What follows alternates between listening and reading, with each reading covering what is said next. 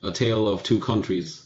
I dedicate this book to my mom. You not only gave me a healthy and happy life, but also taught me to guard my soul in front of the complexity of the world. Synopsis. This novel portrays Ming-Juge as the main character who sees the world as an individual. Through his interactions and conflicts with American and Chinese interest groups, it exposes the indulgence of evil in human nature, the lack of virtue of the rich, the lack of discipline of those who in power, the lack of bones of scholars, the lack of hope of the poor, and the lack of upward mobility among class climbers. The author is making a historical volume, covering multiple spans of law, business, politics, and human relationships at present and in the future, by presenting a moving lament of lovable and resentful scenes between the United States and China. This novel chronicles the dying era of globalization. Well-seasoned attorney Tom Berg took law firm staff attorney Ming-Juge and secretary Teresa McNamara on a business trip to Beijing, China, to manipulate legal matters such as mergers, securities transactions, and computer trading for a major corporate client, Contoured. Tom is colluding with U.S. Senator Ted Green for money and 2028 presidential election. His insider in China was Peng Lei, Vice Minister of China's State Enterprise Ministry.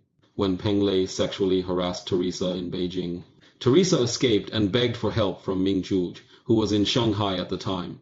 Out of gratitude to Ming-Juge, she applied for a marriage-based green card for him to avoid his deportation after Ming-Juge was arrested by the U.S. immigration authorities.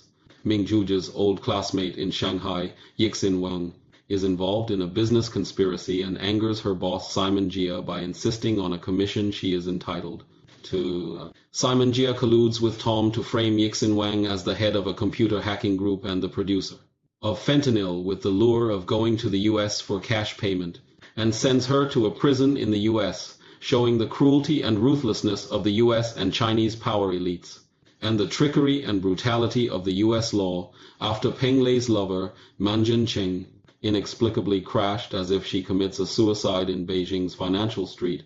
He was under investigation, and his son was arrested by police in Las Vegas for gambling debts. Susan Lee, the secretary of a new congressman and presidential candidate, asks Ming-Juge to report Ted Green to the U.S. law enforcement agencies in an attempt to eliminate Ted Green from the election. Tom and Senator Ted Green retaliate against Ming-Juge, who then is accused by USS officials of a sham marriage and misunderstands Teresa when his green card application is denied. Eventually, Teresa dies from an overdose of fentanyl, and Ming-Juge's mind is wounded and he does not know where to go, wondering what the meaning of life is. Peng Lei evades the Chinese government's investigation to become a vice premier of China, while Ted Green FLIs an F-37 jet fighter to China when China and the U.S. collides near Taiwan Straits. This novel does not limit Ming-Juge's struggle to his own personal fate, but rather, in a vivid way, shows the plight of the vast majority of ordinary people who do not belong to any interest group. No matter it is yesterday, today, or tomorrow, the world has long since ceased to be a time when individual heroism alone can conquer the world. Weapons, money, and laws are sufficient to suppress all civilians who are not willing to surrender. Everybody, you and me, are increasingly under the control of global governments and international consortia. Ming-Juge's remaining sense of justice and kindness is increasingly bite away by the ruthless social reality. In the end, he ends up looking for the 3 ways to make life meaningful amidst the boundless, space-splashed hopelessness and despair. That is to love, work hard, and walking humbly to the heaven.